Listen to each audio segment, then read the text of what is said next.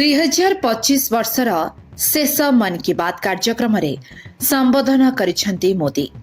ओडिशार स्वाधीनता संग्रामी पार्वती गिरी को प्रशंसा करी प्रेरणा बोली कहिसेंती मोदी। स्वाधीनता संग्राम रे पार्वती गिरी भूमिका खूब गुरुत्वपूर्ण थिला। 16 वर्ष रे पार्वती गिरी स्वाधीनता संग्राम रे जोग देइथिले। 2026 रे पार्वती गिरी जन्म शताब्दी पालन करा जिवो। समाज सेवा और जनकल्याणकारी कार्य निजक समर्पित से करदेइथिले।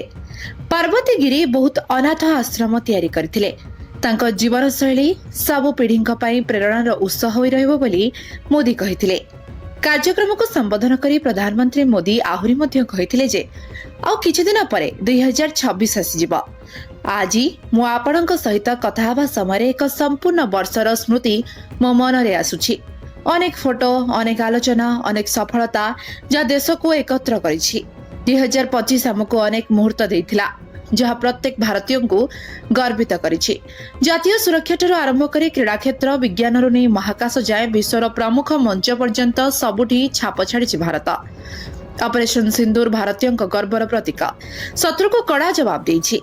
भारतर बड़ शक्ति युवा शक्ति। 129तम मन की बात रे संबोधन करी एभली कहिसेंती प्रधानमंत्री। Bureau report, live life Odia.